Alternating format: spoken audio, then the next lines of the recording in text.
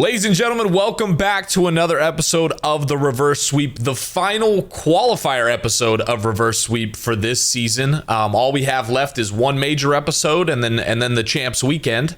I'm joined by my co-host, Chris, aka Parasite. What up, everybody? How we doing? And Patrick, aka Slaya, aka Aches. As you noticed, James, I'm finally back home for this one. I know last weekend I was traveling a little bit, and Chris, it looks like you're in a different setup. You redid your room or what? I redid my room, man. I had decided to switch up the vibe. I got tired of having the bed in my background, and I realized I could create more space, so I decided to do a little bit more and just new setup, new space. It's definitely the move. It's definitely the move. As for today's episode, we are going to do the as per use. We're going to be breaking down a perfect bracket. I mean, none of them have been perfect so far, but it's because we were waiting for Major 5 to make the perfect bracket.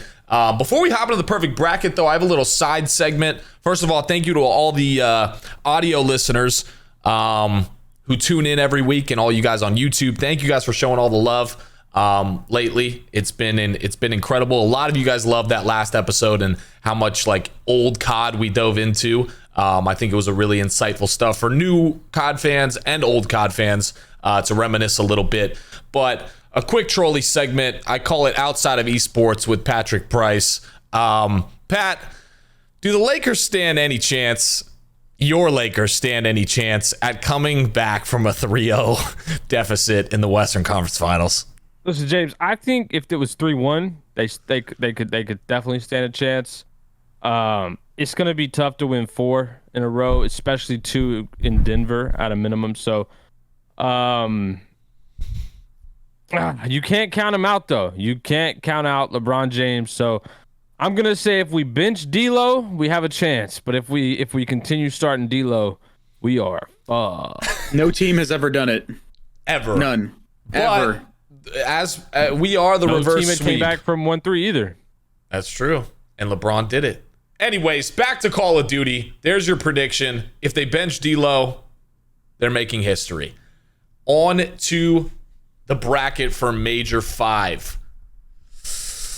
All right, let's, I guess, hop into the first matchup right away. OpTic, another undefeated stage going into the Major versus Florida. I mean, this is a no-brainer, right? Yeah, I don't think this is going to be close. I think they smoked them 3-0 in their final series of the online qualifiers. Granted, some of the maps are close. I don't think this Florida team, by any means, just gets better on LAN. Well, I think OpTic, at the very least, maintain their form. This has got OpTic ran all over it. I think because this is a day one matchup, maybe Florida has a little chance to win a couple maps due to the fact that, you know, first match of the tournament. But yeah, I don't think OpTic's going to lose this series. This is like a for sure round 1 win for them. Now, as for like how these last 2 stages have gone, at this point, like last time, most people would say OpTic was the favorite to win last major. They've made 2 straight grand finals. Would you say that anything besides winning Major 5 is kind of a disappointment for the roster? Or what are we looking at? I don't know if it's necessarily a disappointment if they continuously place in the top 3, because otherwise we'd be kind of biased. We always say the same thing about FaZe, how like they've continuously, you know, been in that top 3, top 4 conversation, whatever, and we're always praising them for it. So as much as I think these guys are due though, and I think they need to win one of these next 2 tournaments just to cement their place as one of the best teams in this entire season, because I think right now you could say that, you know, these guys are obviously one of the best, but when the season's over, if they didn't win a tournament, as much as they got second a couple times, no one's going to give a fuck except for the green wall copium people. But yeah, they definitely need to win one of these, period. Yes. I think it'd be a massive letdown if they like somehow were just absolutely dominant online. 2 back-to-back 5-0s that had never been done before, and they don't win like one of the final lands or a land period because they've already got second at 2 of them. To me, at least, that might be arguably bigger of a flop than like FaZe in in Vanguard, right? Like FaZe obviously got second every Atlanta event, but they weren't dominating online like this. So to dominate online and then to continue to get second or worse in this case, we don't know what they'll get at Major 5 and Champs, but that would be a massive letdown. Agreed. I guess we'll have to wait and see. On to the second matchup of winners bracket. We have Boston Breach and the Minnesota ROKKR. This is a little bit more tricky. I think Boston has the edge in the series because typically Boston has just beaten ROKKR more often than not. However, I think ROKKR have looked a lot better with Attach on their roster, and I think they had a better run at the last major with arguably a worse team, where they were able to squeak out some clutch victories. But just looking at the matches since they brought Attach back, they've looked a lot more comfortable, at least in the respawns. Their search and destroy is still not the best. I think they've lost 2 and won 1 in their last 2 series with Attach, which isn't really a good sign for them, I guess. But I think the one map they lost both times was Hotel. So it wasn't like multiple different maps. Like, who knows? They might just play other maps. But Boston, I think, Pat, you sit on the flank. They haven't won a search, I think, this entire split or something like that. Right? I don't know if it's this entire split, but honestly, both these teams have been super inconsistent in S&D. Yeah. So what I think is going to happen is this is going to go down to, it's going to come down to that control. Obviously, I think the S&Ds are going to be a 50-50, but I think this control is going to be what does it, because I don't think ROKKR's not going to play them on Hotel. If they do, they're stupid. And I don't think Boston plays, what is it called? Expo, which I think ROKKR likes. And then it's going to come down to Asilo, which is, again, another strong map for both teams. And ROKKR is heralded as one of the better Asilo teams, at least throughout this entire season. This is a 50-50, but I think ROKKR are going to beat the Breach. And it's probably going to be damn near the nail in the coffin for the Vegas Legion in their champs hopes. So you have ROKKR taking this. Yeah. I don't think ROKKR is good enough. I think with their roster change, they got better, but I actually have Breach taking this. I think this will be a game 5. I think Breach is going to Neslo them. I think Breach has been very inconsistent at all game modes. Don't get me wrong, but I'm not confident in their hardpoint on LAN. I'm not confident in them without sound EQ in hardpoint. I actually do think they're a better control team than the ROKKR currently. And I think they're going to 2-3-5 Neslo them and get it done in 5.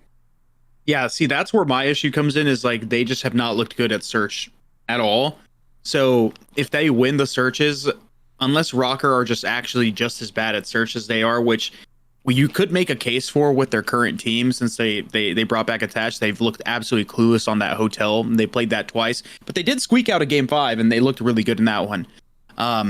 I don't see a world where Boston is going to 2-3-5 a team when they literally couldn't win a search for the entire stage damn near. So, I mean, this is going to you, James. What do you got for us? You gotta think sound EQ versus LAN. There's a little bit of a different play style. And yeah, so I mean, if you guys are just tuning in and maybe this is the first bracket episode you've watched, if Chris and Pat can't decide, it then goes to me, God forbid. So the last, like, I think 2 or 3 brackets, we've had Boston getting like double first rounded. So I'm going to give them the benefit of the doubt this time, and they're going to make it out of the first round of winners. And like that, James. They're going to beat the ROKKR Sure. in round 1. Do you guys think that, like, we haven't really, because of last episode, we haven't really touched on it at all, but what are your guys' thoughts? James, you're putting the wrong team ahead. Oh. Well, no, I was going there first because then they were coming down. I didn't even move Mutineers down there. I'm slacking today. You're actually not on your shit right now, and I don't appreciate it. I'm slacking. Anyways, while I'm recovering from my slacking, we haven't talked about the whole Attach move on the reverse sweep yet. How do we think that's played out so far? I mean, good. They've won their matches with Attach. It's put them in a lead where I think if they kept Afro, they probably don't win the matches that they won. Maybe they still beat the Thieves, but I don't think they beat Ultra. They've just were looking terrible with Afro. Afro, a lot of people, I think Pat wasn't high on this topic, but people said the Afro was like, oh, top 5 sub, blah blah blah. During the first two stages, he was amazing, but after that, he has not been good. And I think Bance has been a more impactful player than him. So some people are like, oh, why didn't they get rid of Bance, or why didn't you do that? Well, if you look at their last qualifier match versus Toronto, that's why they didn't get rid of Bance. I think Bance is a very smart player. I think he fits this Modern Warfare 2 type of play style. I think they need to keep their formula with their original team and just bring in Fame as a sub, which he was in Challengers, and he was doing well. And I think they're benefiting from that. I would almost argue the Fame thing is the most impactful part of this change. Yeah, we brought Attach back in, but Fame switching down to a sub is, to me, what's helped this team the most. I think their pacing is a lot better overall. Obviously, Dylan's an all-time great, but I think Fame running an AR with Afro running a sub and then Bance running a sub, like they were all over the place, in my opinion. So I think that's been the biggest catalyst for this roster, and I'm curious to see how it'll play out on LAN. I think if I remember right, Fame was pretty nasty at the Challenger events on LAN when he was on Doug's team, so running a sub. So I'm curious to see how he plays. He is a player that gets better on LAN, at least in the Challenger stage he did. He's comes from the West Coast, so we had this debate when we were talking about the old heads, but the West Coast players, they typically hate the online setting. They're always getting host fucked and all that stuff. And, he did really well on Minnesota when he moved over to the Minnesota facility, and then obviously bringing back on the team. But he played good at the major, the one that they had in Columbus. He actually had a couple standout maps and some big key moments for them. But he was running an AR. He was running an AR, but I think with a submachine gun, I think he's going to have another good impact for this team. Good. I mean, correct me if I'm wrong. With Major 5, do the teams have to stick to their roster now, right? Whatever they go to Major 5 with. Yeah, whatever at their first series at Major 5, that's their roster, right? No, they can still use their subs, but they can't make any new signings. Oh, okay. But basically, to answer your question, yes, because I don't think anyone's going to use their subs. Yeah. Yeah. Okay. Fair enough. On to the next match. I got the bracket situated. And I also was losing my mind because OBS was lagging. Anyways, Atlanta FaZe versus Vegas Legion. Any chance Vegas could pull off a shocker? If Pat's gonna continue his trend on the flank and not completely change his outcome, I already know where this is going. But I have FaZe because I think they made the improvements they've needed to this stage. Granted, their competition this stage compared to some of the others was definitely weaker. They were winning their hard points. For the most part, they were winning all their HPs. That's been their weakness. Granted, they might not necessarily be quote unquote better at it now. They've just had worse competition. This is going to give them some fucking confidence. They need it. They've been looking good in the game mode. They're feeling pretty good. I think aBeZy has had a pretty lackluster stage, at least in the online portion, where he's not really playing up to the aBeZy level. But you're seeing Simp play really well this stage. I think Slasher's still playing good, and MC and aBeZy are kind of just up and down, but they're still winning their matches. And I think they're going to be feeling pretty reinvigorated. I like the fact that Simp is playing really well. I expect them to have a really big major, and I don't think they're going to lose to the Legion here. James, sorry to do this to you, but this is going to be a Vegas 2-3-5 standee masterclass. I think FaZe has improved their hard point to Chris's point, and they're going to take both in this series. But I actually have the Vegas Legion clutching up in a 2-3-5 to keep the champs' hopes alive and send FaZe down to play Seattle. You really Surge. think that Legion is going to beat FaZe in two of their best game modes at a tournament? Crazier things have happened, Chris. Crazier things have happened. I think this is probably the worst time that Legion could play FaZe, simply because their hard points looked better. If they would have played them maybe last split at some point, it maybe have been a little bit easier, but I mean, they didn't look particularly good on LAN in the last split. You're predicting off what should happen. We're in Toronto. We're at a major. the last major, I'm gonna go off what's gonna happen, and that's gonna be a Vegas Legion upset. Something we always fail to do in our bracket predictions is predict the upsets. We do And a lot. I think that is why we struggle in getting the perfect bracket, because we don't account for upsets, and there's always upsets, and this is going to be one of them on day one. James, over to you. Listen. As much as I hate to agree and take Pat's choice 2 picks in a row, I actually like the storylines of Vegas Legion taking this map, keeping the dream alive. I'm getting hit with the storyline cheese, for the sake of like good Call of Duty. I would love for that to happen. I'm talking like that's so much more entertaining than just a phase 3-0 or phase 3-1. Yeah, and then you want to know what's going to happen next is they're going to get stomped. They're going to get stomped by the next team they play, and they're going to drop down. They're going to drop down in the losers bracket, and they're going to play Minnesota ROKKR for the qualification spot. Oh yes, my gosh, that would be pandemonium. Actually, ROKKR will still have to get by Thieves, so that's going to be tough for them. But yeah, but it's just going to happen like for the LOLs. That's how it works out. The last match of the winners, we have Toronto Ultra and the New York Subliners.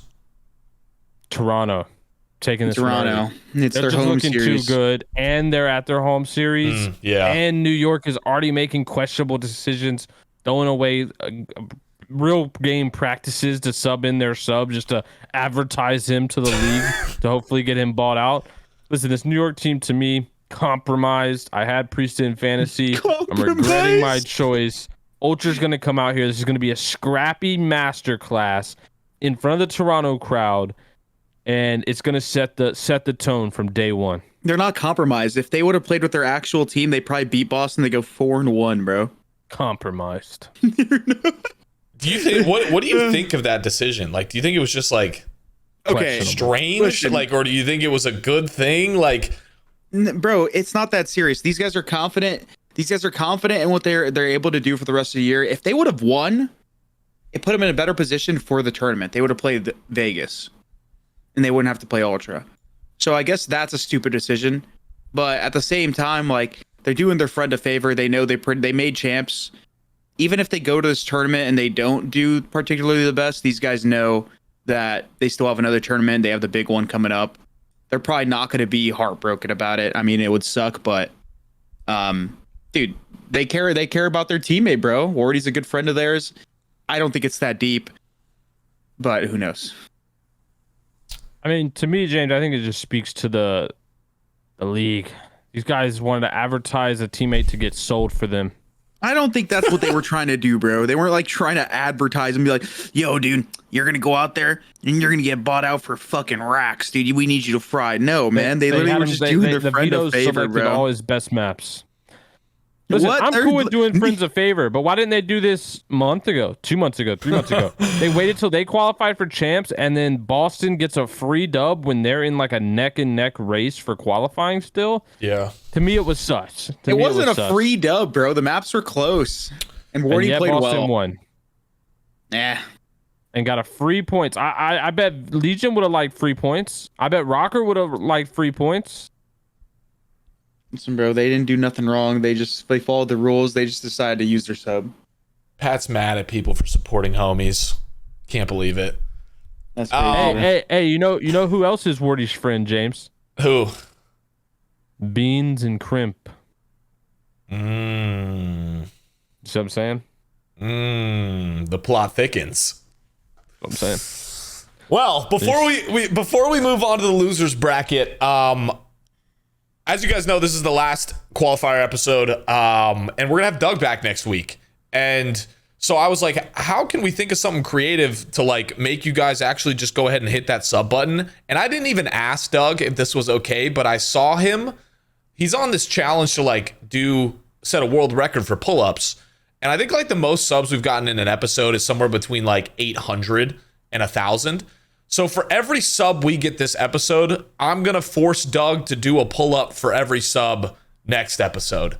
And while he's doing that, maybe me, Chris, and Pat will just kind of chop it up and talk some Call of Duty, and he'll just be doing pull-ups in the background. So if you guys would like to see that, make sure you hit the sub button, and we will... that would actually be pretty funny.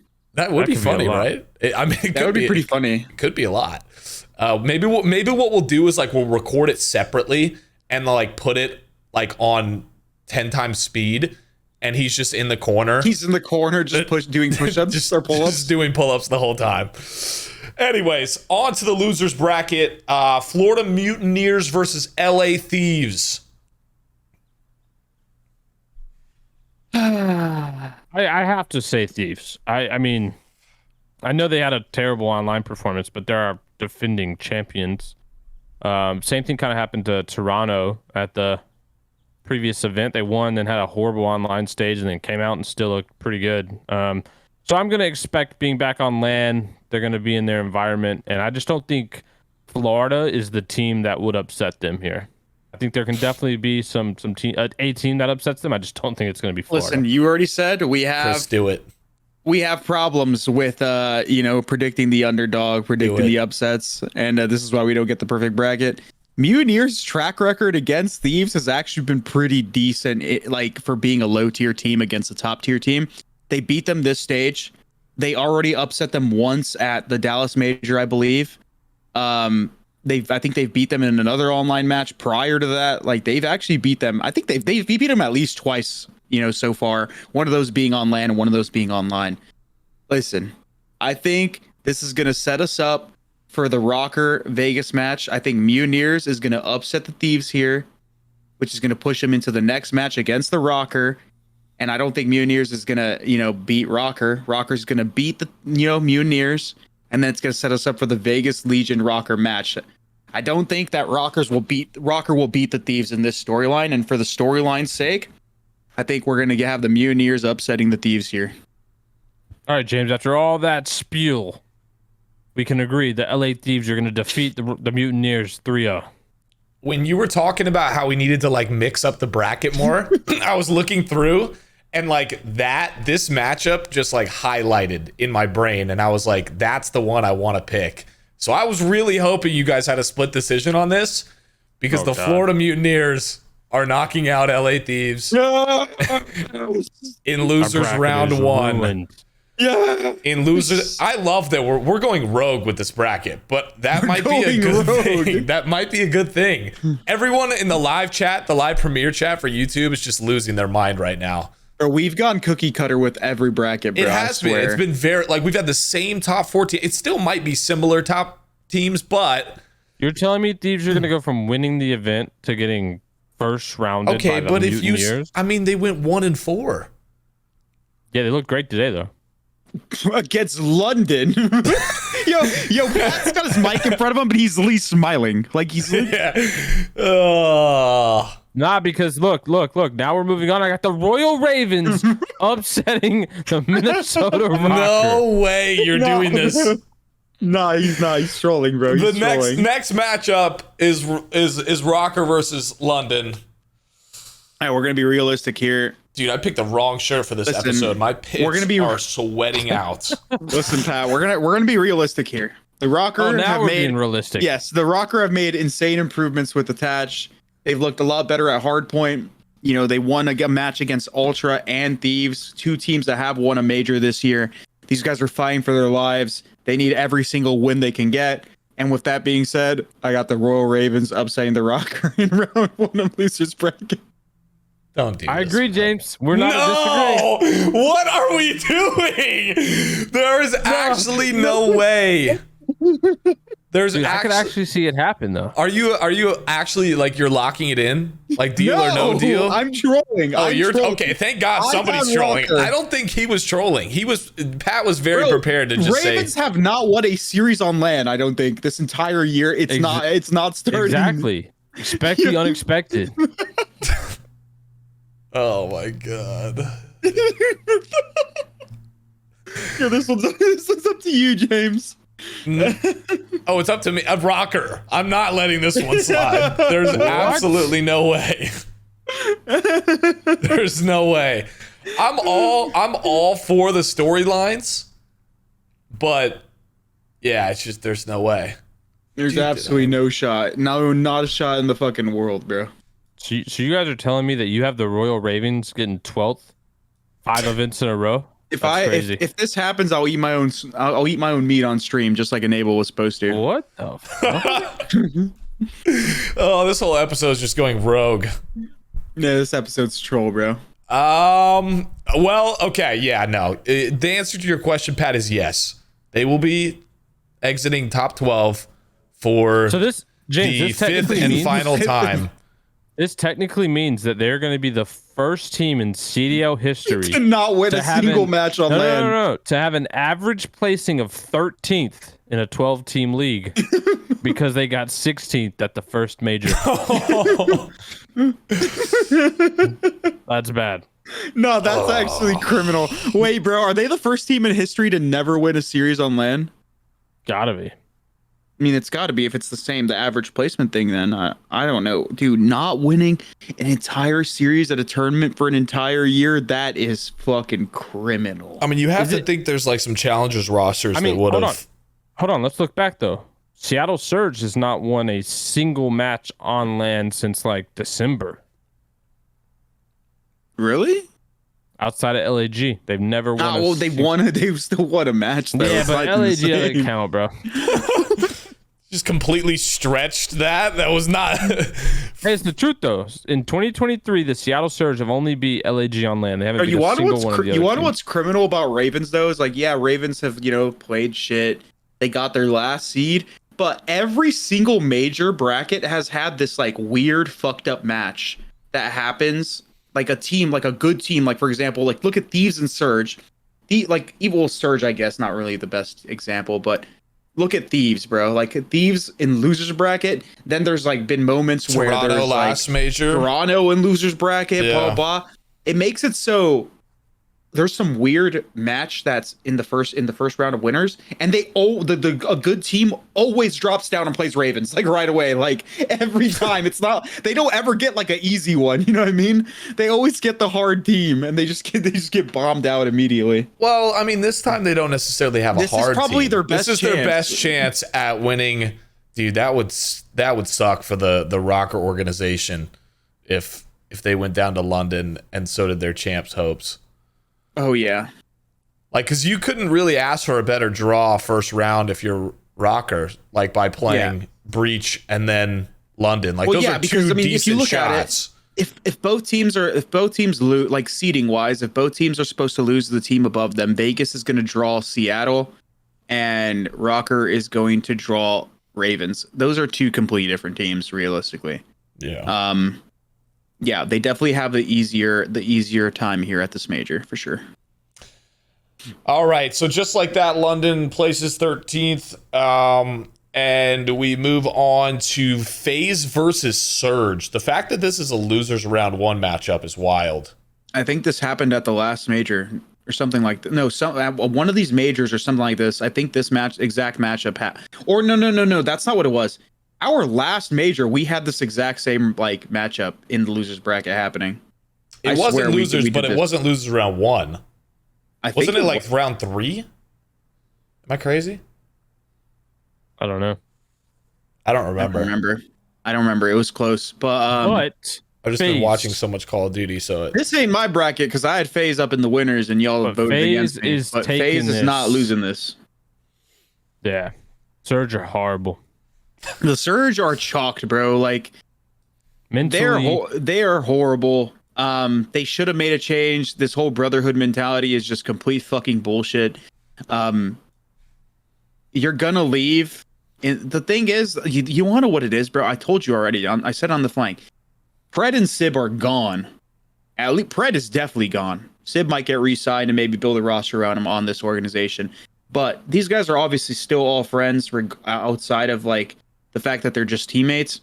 If they were to like boot off Lamar or boot off Mac, bench them, et cetera, and give, let's say, or both, and give like Gwyn and somebody else, or just Gwyn a starting spot for the rest of the tournament for the rest of the year, like that would be so fucked up from an organizational standpoint to like essentially kick somebody off for the end of the season and then just bring them back.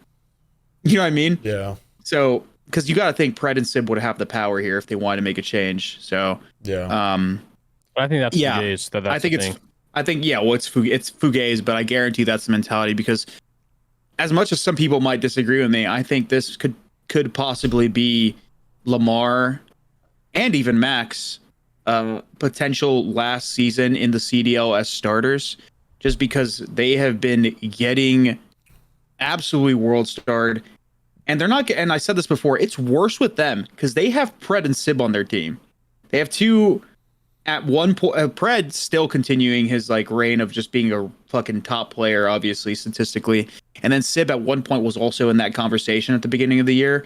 And you're dropping stinkers with those two on your team. It's not the same as like Vegas, where their whole team is dog shit. It's not the same thing as like London, their whole team is just dog shit. You have two players that are actually going out there and fighting for their life, and you still can't contribute. They're doing so. They're literally just bailing you out over and over and over, and you can't give them one. They're keeping you in the league. Like, that is arguably worse than when your whole team is ass.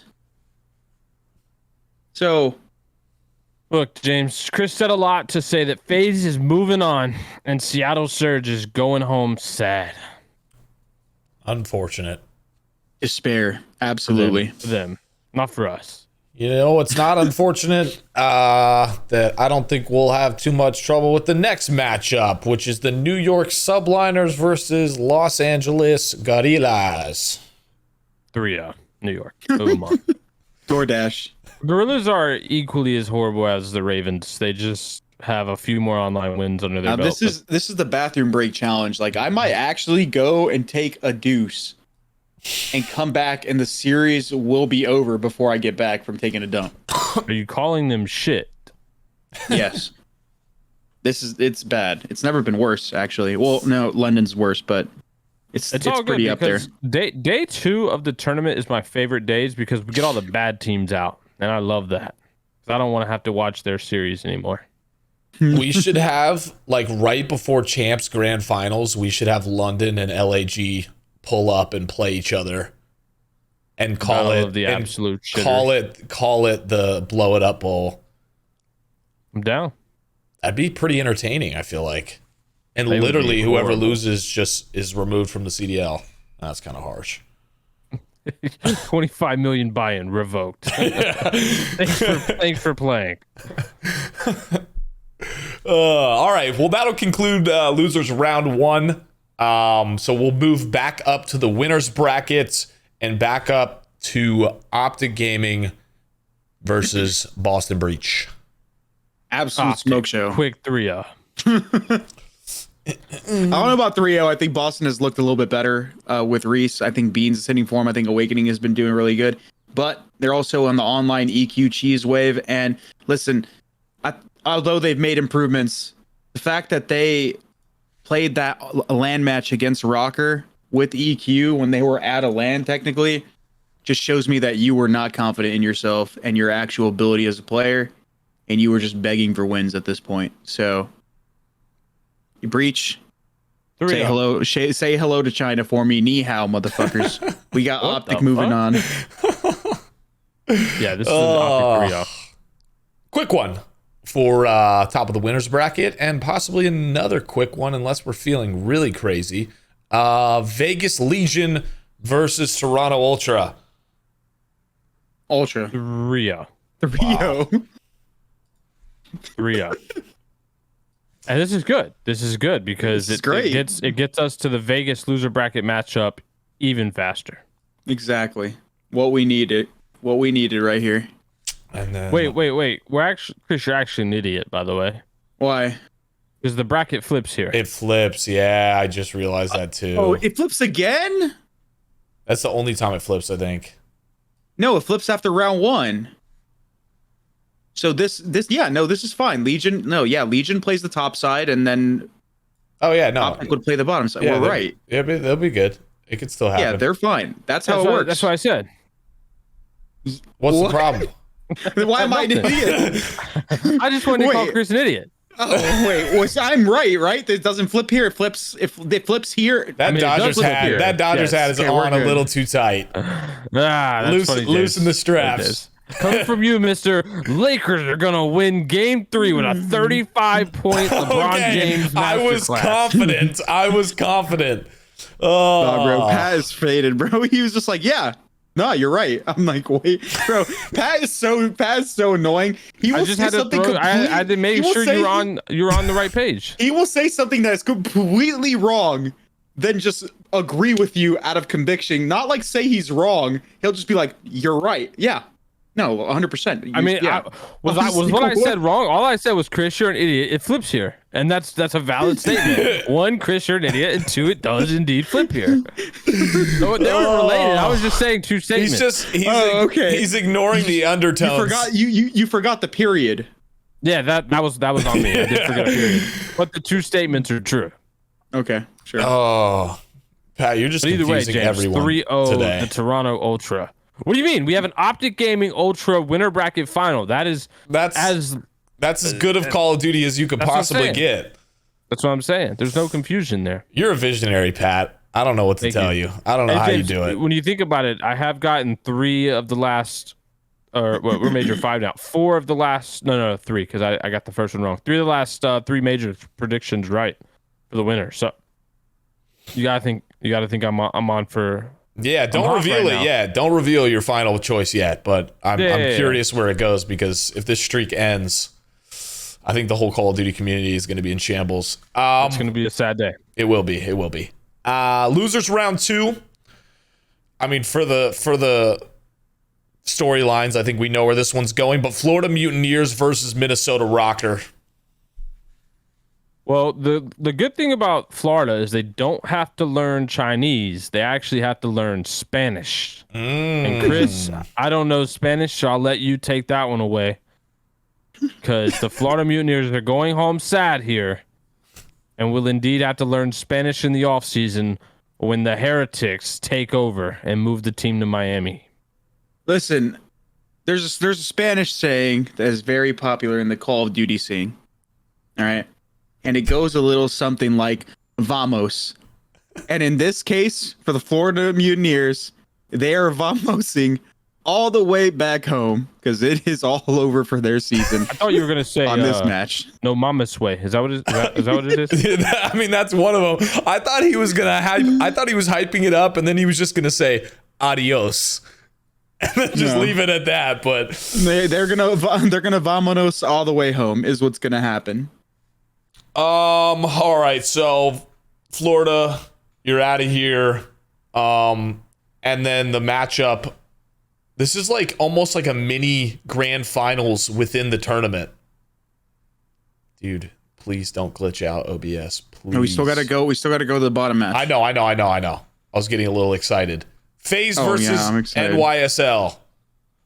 This is a matchup of the Titans in losers round 2. James, it's actually going to be a FaZe masterclass. So I think FaZe is going to 3-0 surge in the round 1 that we went over. They're going to smoke them, like smoke show, get them out of the venue type series. They're going to move on, and they're going to absolutely do the same thing to subliners, except there's going to be a round 11 S&D. But they're going to win it. And it's going to be a back-to-back 3-0, and FaZe is going to start hot in the loser bracket on a 6-0 map run, James. Oh, man, dude. Chris? I think... Chris, you know FaZe is not losing to New York. They never have. They smoked these guys. Smoked them last tournament, too.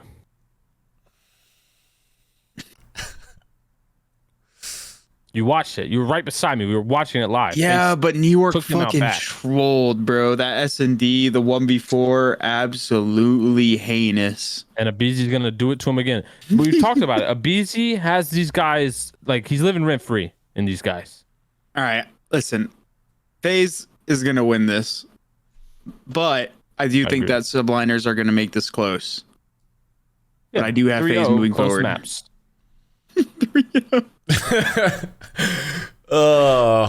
I feel like I know. I'm not gonna say it yet, but I feel like I know the direction that Pat's gonna go with for his finals prediction. I'm gonna keep You it don't know, close to yeah. my chest, though.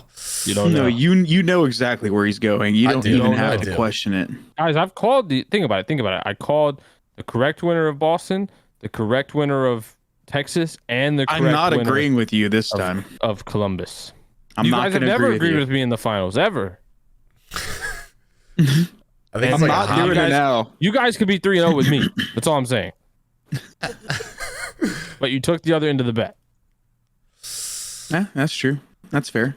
I say we do the losers bracket first before we get to the winner final. Yeah, we can do that. We can do the losers first. We're gonna do the grand finals part 1, which is Vegas Legion versus the Minnesota ROKKR. So, like, will this be a case if this happens? Is it will it be whoever wins goes the champs? Yeah, this is like a for sure. No, basically. is it? Wait, actually, no, because what's, how far away are Vegas from Seattle? Seattle might. There's a world where Seattle gets bounced here. There is a Let Really? me world. look at the standings. So I think where we have Breach making it this far, they're good, right? So Breach is in. But yeah, I mean, you got to think like. Hold on, This I gotta look at match- the standings right now. Hold on. Well, let me answer this first, James. This match will at least determine the seeding, right? Like Vegas could be better than ROKKR seeding Yeah. wise, but I think this match with Seattle getting bounced round 1, Seattle could be in trouble here. All right, here are the standings. So if Seattle get bounced out round 1, they're at 190, which is what we have. Minnesota, up until this point, would have gained 20 points, so that would put them ahead of Seattle. Vegas at this point would have 20 gained points. 20 points, which would put them. Wow, Vegas is 20 points behind right now, so that would put them at 180. They're still down 10 points from Search. So Minnesota, even if So would Vegas have to win, or they would win this match and put them at 190, which would put them tied with Surge. What's their and it goes to head to head, or what's it go to? I have no idea what their head-to-head is. Is that what it goes down to though? Probably, yeah. If they're the only Probably. teams tied at 190, but didn't you say ROKKR would be tied at 190 as well? No. Right now, at this point in the tournament where we have them, they would be at 200 points because they get 10 points per losers bracket match. They would be at 200, and Seattle's at 190. So that would put them ahead. Okay, we still have Boston in the tournament. So that by what you're doesn't really saying, matter. does Vegas have to make a winners or losers Top final? 3? If we have the way the bracket is right now for us, they would have to make a losers final, I think, or something like that. Oh, Crazy. Wait, where are the points at right now? Like, where is Vegas give me is the- Vegas is at one. Okay, with our bracket, because this doesn't matter. No, like no, without we're our talking bracket. Where's Vegas at right now? 160. Minnesota's at 180. Surge is at 190. Where's Breach at? Breach is at 190 as well. They're tied. Okay, so Breach is pretty in. Yeah, Breach is in. Yeah, they should be with our bracket. That's what I'm saying. With our bracket, Seattle or Vegas would still have to win another match with our Unless- current bracket. Unless they tie and have head-to-head. Yeah, or if that's the tiebreaker. I don't know if that's the actual tiebreaker because I never really cared or paid attention to it. That's actually insane. So yeah, I mean, yeah, they would still have to win again, I think. Either way, Unless- James, still the grand final. And I have Vegas coming out ahead, making it interesting, keeping the dream alive with a Don Temp masterclass, making it rain, sending the Minnesota ROKKR home in shambles. Chris? Yeah, I got the same thing. Cool. I also had the same thing. We're keeping the dream alive, gentlemen. This is a hell of a bracket. Holy shit, dude! What is this? Is this top 4 Legion right now? Well, yeah, it's top 4. What the fuck? Legion makes top 4, and Wait, then they we got Still top don't 6? make it. and then we That'd be have crazy. Boston Breach versus Atlanta FaZe. So I'm gonna lead on this one, Chris, if you don't mind. 3-0. This is going to be another phase 3-0. They're going to start the loser bracket hot, and they're going to come out on a 9-0 run, not dropping a single map in the loser bracket, beating great teams. New York. I think Boston just does not match up well with current FaZe. I think FaZe has made improvements to hardpoint. They still kept their S&Ds really good, and Boston has not been winning searches at all. So I think I got FaZe coming out on top of this one if they match up in the bracket. All I'm right. liking our bracket so far, gentlemen. Our top 4 teams of Major 5 is OpTic, Ultra, Legion, and FaZe. And there's only one upset there, really, right? Like, 3 of those are the top 4 teams. Yeah. Legion's the only upset here. Yeah, which, they make the miracle run. Somebody's always going to do it. Now, we'll go to winners final first. OpTic Texas versus Toronto Ultra in Toronto. I still got OpTic. They've just been looking better than every other team. They played Ultra at this stage. They still fried them, regardless of how the improvements that Ultra have made. OpTic just look like the clear best team, at least in our regular season right now. But they got to make another final. I'm going to spoil it already for me, but I think this is where they finally get over the hump. And they probably take this tournament. But yeah, I got OpTic. Make it all the way to the grand finals through winners. Which is this the first time they would have made it through winners? Yes. So yeah, this is I think that's gonna give them the edge because we've already talked about how their map pool is like a little bit on the weaker side in certain like aspects of it, and I think them getting that little small veto advantage is gonna help them get a slightly more preferable map pool, and it's probably gonna be what helps them finally hurdle or climb over the hurdle. Yeah, I'm sure Pat has the same results for the rest of the tournament as well. I actually have Toronto Ultra falling Game 5, round 11. Wow, the bait. Game 5, round 11. Walk while I move these teams around. Walk me through the round 11. So this is what's gonna happen. They're gonna break off 4v4. What map? It's gonna be a Mercado S&D. Can I see those 2 teams playing that map? Yeah, game 5. There's gonna be a triple nade. First blood. And they're gonna first blood Shotzzy with a triple grenade. Toronto is. And then Hickey's gonna be killed by Dashy. He's gonna get sniped. And then Dashy's gonna rotate and pick up Shotzzy's weapon. It's gonna be a 3v3. This is so detailed. And then CleanX is gonna find 2 on bomb, around bomb. He's gonna find 2. He's gonna kill Ghosty and he's gonna kill Huke. And so it's gonna Who's be on Big offense Brucey, and defense? OpTic's on offense. And it's gonna be Big Brucey in a 1v3 with Shotzi's sub back pocket and a sniper. He's gonna pick CleanX with the sniper. So it's a 1v2. And then he's going to 2-piece the remaining Toronto Ultra players after they let him get bombed down. And he's going to win the round. Game 5, round 11. Wow. Don't say you didn't hear it here first. Writing that down. You're a national treasure. You are, Pat. Mercado S&D. Triple nade. Triple nade. Triple nade. One of a kind.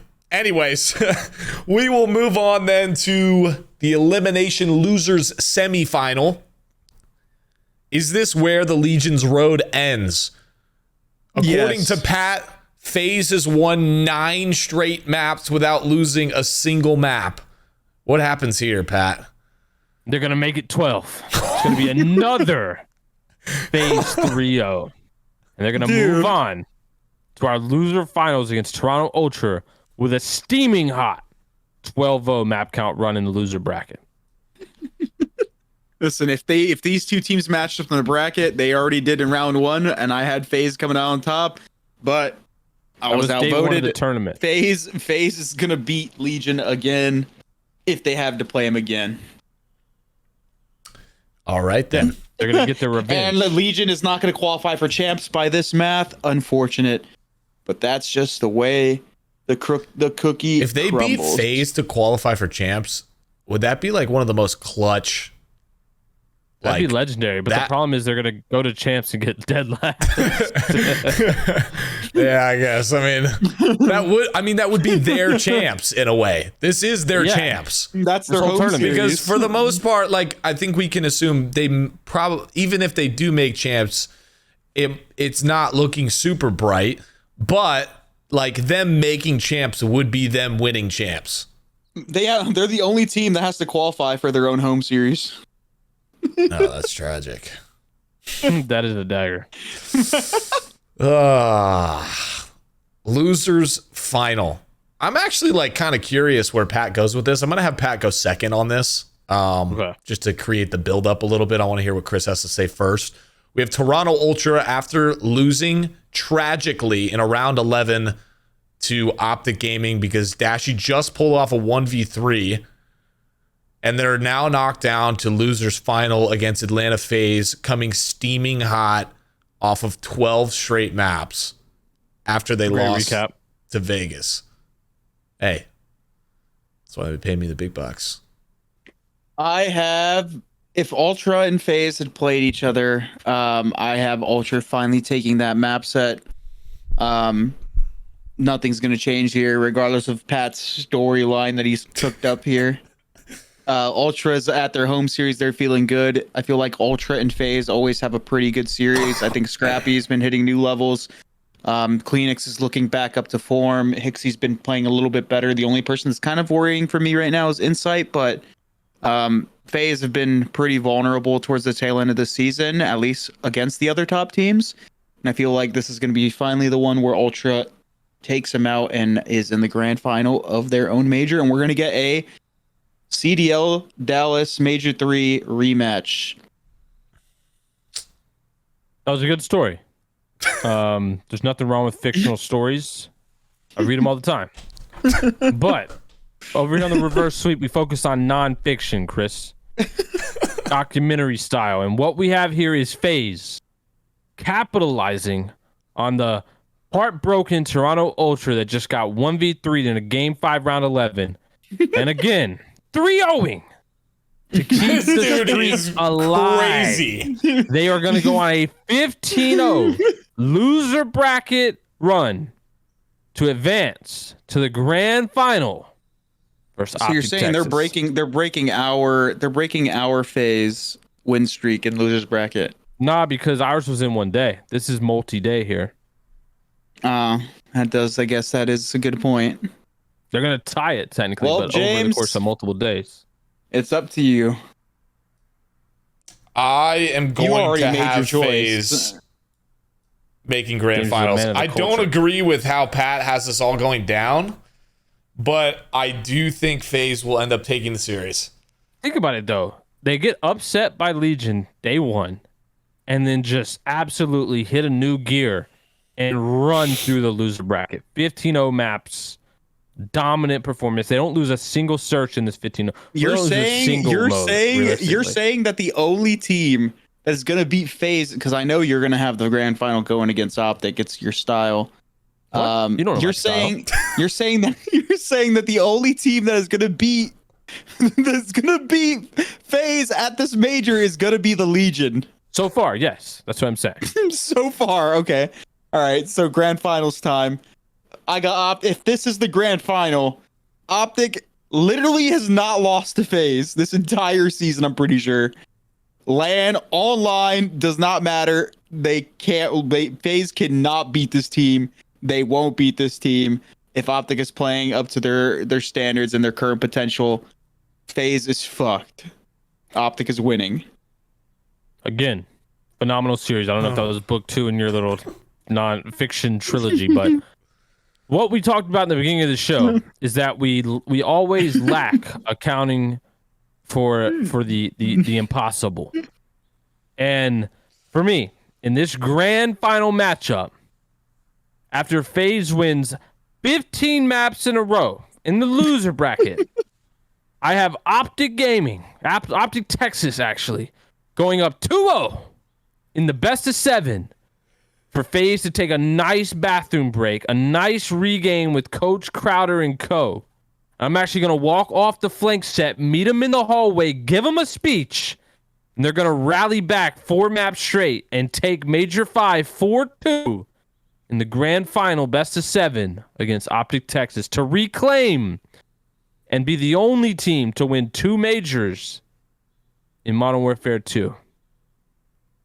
And hoist the trophy high in Toronto. And finally get their revenge against not being able to beat OpTic in this game. That was a great story, Pat. All right, James, OpTic won. Wrap it up. What's the map count? I have 4-2 FaZe. Chris, what's your map count? I have 4-2 OpTic. Oh, this is a hard one. Are you guys betting against the 3-0 right now? The problem, listen, everybody watching, we all know that Pat has secured a couple impressive guesses. Three predictions.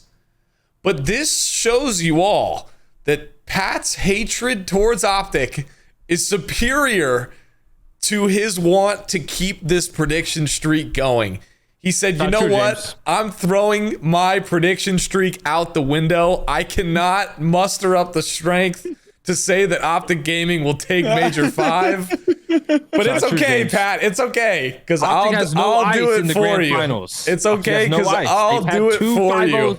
2 5-0 stages and got second. OpTic Texas takes Major 5. And Pat's streak of guessing finals winners comes to a screeching halt. The Sunday night Major 5 reverse sweep is really gonna Chat better be spamming W's in the premiere right now. You're gonna see. I'm gonna be 4-0. I'm gonna be 4-0. I want an apology dinner out of both of you at Champs. One from each. A Friday night and a Saturday night. Deal. Friday and okay. Deal. It's not happening.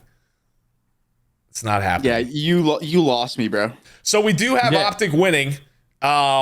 Sorry, Pat. Winning. Let's clarify. Sorry, Pat. Me and Chris have OpTic winning, and the reverse sweep by majority rules has OpTic winning. We're going to go on to a couple quick fire questions really quick before we close out the episode. Just a couple little fun ones to toss in here before we end our final qualifier week episode. So we have OpTic winning. Now on to these questions. This is probably an easy one, but like games like Counter-Strike and League of Legends have proven successful to have one game that kind of takes form and gets additions over time. Counter-Strike, not so much, I guess. It's a very simple game. And even Counter-Strike 2 is very simple to the original. If you had to pick one COD that was the base COD to become that, which Call of Duty would it be? Black Ops 2. I mean, you gotta think real quick before Chris answers. We already do that. Think about the maps that are in throwbacks in like every Treyarch game anyway. We're already using Raid and Standoff. Like, how many times have those maps came back? Like, I think simply for maps alone, it's Black Ops 2. And I also think the Pick 10 system was the most competitive system we ever had. So I think if we're building off a title to use as our base, it has to be BO2. I would say that as well, but I still think because like, listen, I'm a big fan of old school Call of Duty and stuff, and I do agree there's I like the consistency factor of some of those games, but I still think that some of those games are kind of dated in ways, and my taste in video games and Call of Duty in specific has grown. And I would say Black Ops 2, but I still think we need like a movement mechanic. Maybe not necessarily slide cancel or something like a slide cancel that didn't have a broken hitbox or broken cameras, but there needs to be more movement in COD. Yeah, strafing and all that's cool. Fast strafing, fast pull-up time. It's cool, but I still think there needs to be a little bit more of a skill gap, especially in the modern day eras of Call of Duties. And I don't mind like a slide cancel. Like I said, for me, the Cold War one wasn't too bad. And yeah, I mean, I'd probably say BO2 if they added like a movement, but Cold War would also be a pretty acceptable answer for me if we just built off that game and added more Treyarch assets and stuff. Okay. Wow, that would be boring. It's the same thing, bro. That game was made in less than a year. That game would be boring. It was a good game. It was an underrated competitive game. A lot of people liked it. Maps for Horde. Well, yeah, no shit, but I said Yeah, adding maps. Like, you're yeah, talking like- about the base game, like the feel of it, the look of it, the guns, the like, Well, not and like part of this like question, every asset. part of this question stemmed because I believe someone, one of our writers at Deserto, like had a sit down interview with one of the COD developers, and they were talking about like the possibility of having a set map set every year, that like they would basically field together all the best maps in Call of Duty and then just release those maps at launch, maybe plus a couple new ones every year. Do you think that'd be good for the game? Yes. I think there's a lot of gaming genres nowadays that are capitalizing on nostalgia. It happens less so in maybe like the multiplayer type games, but I mean a clear fucking example of it to a degree is Counter-Strike. Like, that game's hardly changed for years if you wanted to actually look at that game. But like, look at this isn't MP related, but look at Resident Evil. Resident Evil as a franchise, for these of you guys who don't know, is a horror video game. And they've basically been remaking their last couple, like some of their most like successful titles, and essentially remastering them where it's not identical to the original. It's like better graphics, improved mechanics, even like different level design to some degree. And people have been fucking loving it. Like, everyone loves it. And I feel like that's very prominent in a lot of different games and fields. I'm sure you can look up other examples, and maybe some of you guys have some in mind, but people love the old dude. People always make this argument that like video games didn't get worse and we just got older. That is fucking cap. Because back in the day, more of the video game industry was focused on making great titles, and the video games were way more passionate. As gaming and stuff like that became more popular, especially with COVID, big corporations literally sought out for ways to just make fucking money. And they monetize the fuck out of their games, and they have like psychologists and shit like that, like try to observe the behaviors and stuff like that get people addicted and try to get you to just play games. And they don't make them for just fun. They make them to make money. So yeah, I think that would be ideal for competitive Call of Duty and Call of Duty in general. I think, again, my big thing is just the amount of disconnect between the professional community and the developers is the number one problem. It's always been the number one problem. It will continue to be the number one problem, because even if they make these directions to do what that interview was saying, it's like there's still not an open line of communication between the pro players and the developers. And now, being on the developer side, I can tell you how beneficial that would be if the right people were on the other end of that call from the development side. And just closing that gap, I think, is always going to be the number one issue. So until that happens, I personally don't think any efforts made will really change anything. Well said. On to the next one. What would you say is the worst roster move of all time in COD history? If there was a worst roster move that a Picking team up made. too quick for complexity. Dude, half the comments of last episode was just Aches hates too quick. Aches hates too quick. I love Aaron on a personal level. It's just that roster move was seriously detrimental to our team's success for those 5 months. I mean, it's kind of hard for me to go that far back if I wanted to really reach out. CDL level, I'd probably say dropping Dashy.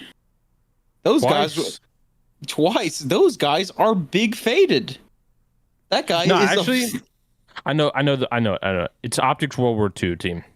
Oh wait. That's by far the worst roster move ever. They literally picked up Octane and Methods on the same team to pair with Crim6 and Scum. That kind of wait. That Worst move damn ever. OpTic is riddled with bad roster changes. Ghost OpTic also picked up me, Clay, and Ricky to play with Nadeshot. Oh, you know another terrible one? That Envy team with Clayster, JCap, Merc, and the AW one. Oh Was it yeah. Clay, JCap, Merc, and Nameless? Was that it? I don't know. Wasn't Zuma on Envy at one No, point? that was before. He was still on Denial at this point. Oh, Remember, he okay. was on Denial at Champs. I'm pretty Was sure he? it was Merc. I think no. Zuma wasn't on Denial at Champs in AW. He was on Not Envy Denial. still. It was Zuma. No, It was right Zuma before Merc Champs. What was the event right before Champs? regionals. I'll tell you exactly what it was. Either way, this one's up there. This roster was horrible. Yeah, well, AW. It I think was mine's still Merc, OpTic. yeah, Merc, Nameless, JCap, and Clayster.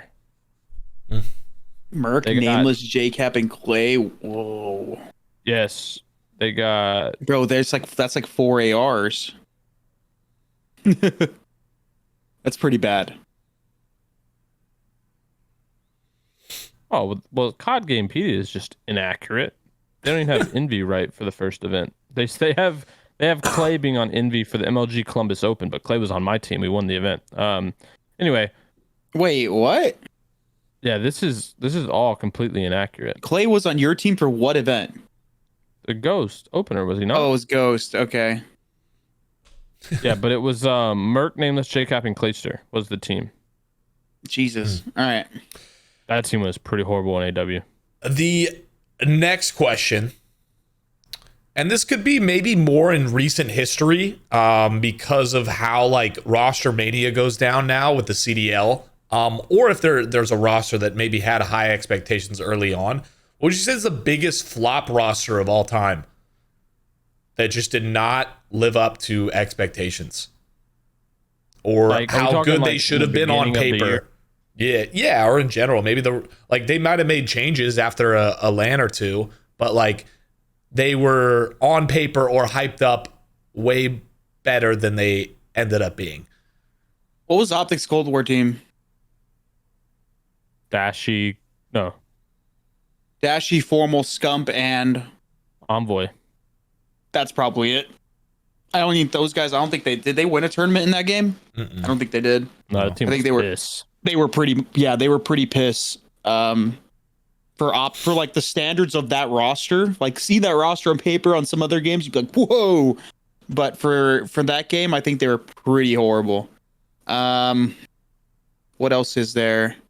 FaZe BO3. FaZe BO3, but they I mean it's the same team. They just stuck together. It's not the same. I think for this question you want to target a roster that was formed to like perform on a game that was terrible. Fucking OpTic's fucking team with Methods and Sam. Yeah, that was pretty bad. That was pretty bad. Did FaZe have any weird roster moves? No.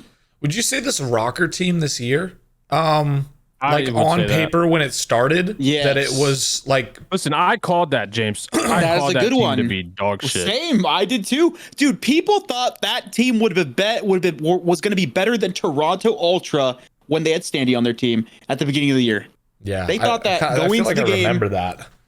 People That's what thought made that me think ROKKR about it. team was better than Ultra, and I don't think people realized how good Scrappy was. Like gonna be. Like I Yeah. literally played one series in Vanguard, one Pro League series against a team that had just won a tournament and was the best player in the lobby by far, and they won the series. And I think I that's just knew that guy was gonna be I different. think that's a good point, because I think it's a hard from like people who are really into Call of Duty, and I think there's a very small audience for challengers that keep up with that kind of thing, and I don't think we think much about like how much of the community doesn't follow that at all. So like when teams do have like Scrappy come up or Ghosty gets picked up, a lot of times these are like the first time a lot of these people are even seeing these names before. Like I hearing- remember one of my Yeah. one of my friends that like he texted me and he was like, "Yo, is Ghosty good?" Like after they picked him up, because he'd never heard of him before. And like I think there are a lot of casual watchers that don't know a lot of these players until they make it to the league, and then it's a big question mark, like who is this guy? So it's kind of interesting. Now the last question. In regular sports, there's a lot of incredible moments. There's a lot of passion. There's a lot of beef, and we've had Twitter beef throughout the years in the Call of Duty space, but we haven't really ever had a moment since Ake's notorious nade shot push where like there was any like actual physicality in esports, where like there was some real passion in the pit. Do you think that like there'll ever be a time like that again where there's like that much passion to where like, not that someone would put like their hands on each other, maybe they do, but like you look at the Celtics game the other night and Jimmy Butler and Grant Williams are yelling in each other's face, and you look at people weighing in for fights in the UFC and they're in each other's face yelling. Do you think we ever see like a player go over for a handshake and like there's some real like passion and shit that goes down in the CDL again? No. What do you attribute that to? Everyone's friends now. Everyone relies on everyone to be picked up or roster moves to be made. You want to be on everyone's good side in this era of CDL. Getting on someone's bad side or having a rivalry just is another limitation of a team you could potentially join if you needed to. And I think that's kind of where the real like friendship league aspect of the CDL started, is just because orgs aren't picking players up. These players are picking players up. I think people thought it was going to be like org driven moves when the CDL, like pre-CDL, but like that's never been the case. It's always been players, and I think it'll always continue to be players. And so having rivalries like that will, in this era, only fuck you over more than it'll help you. And I think with how eights go down and how long players have known each other, you know, over the last decade, like I just don't see any rivalries like that ever happening again.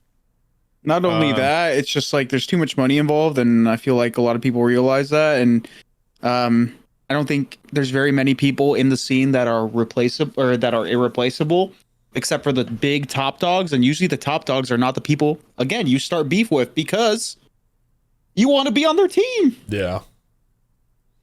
Unfortunate for a consumer standpoint, because it would be nice. Talent. It would be nice to see that kind of passion and rivalry and competitiveness. But ladies and gentlemen, that is going to do it for our final qualifier week episode. The next two episodes we will have Doug Sensor Martin back. And so this will be the final one with just the three of us. Thank you guys for all the support throughout this whole year on all of our qualifier episodes. I know the Call of Duty community can be brutal sometimes with new faces, but you guys are pretty positive. I've had a couple crazy loving comments, and that's complete sarcasm. Dude, I got one last week and someone was like, James looks fucking sick, and I was like, what does that mean? I was looking at it was a little bit sweaty, but anyways, nonetheless, anything from you guys before we close it out? I don't really got much besides thank you all for the support as always. I think the show's evolved a lot thanks to James, our producer. We used to talk a little bit more about matches, which I'm sure we'll do when the season, you know, first starts back up and stuff like that before storylines get created. But yeah, James has done a great job. James, you did a great job. I like the podcast stuff. I think it separates us from other shows and other podcasts, and yeah, hopefully you guys have enjoyed it. I was happy that we were brought back on, and I'm sure and I'm hoping, you know, we'll be back next season. That's good gas. Appreciate you. You've been him. Let's go. Except for your Instagram Laker predictions. And except for your agreeing with Pat on any of our 50-50s. Okay, we can leave it at the compliments, but we can cut out the except fors. Cut that. Decerto editors. Leave it at the compliments. Hold on. Whoever was editing last time didn't add the Thanos thing. Kind of upset me. I'm not going to lie. I don't know who was editing the last one. I'll have to look. Might have been Harry. Have to talk to him. It might have been Harry. Harry, we're going to have a conversation. Uh-oh. Anyways, guys, make sure you subscribe, like, comment. We'll be back post Major 5 after OpTic wins and FaZe doesn't go on a 15-game winning streak. And yeah, so we'll see you guys next for the Major episode. Have a fantastic Monday, and deuces. Peace. Ni hao.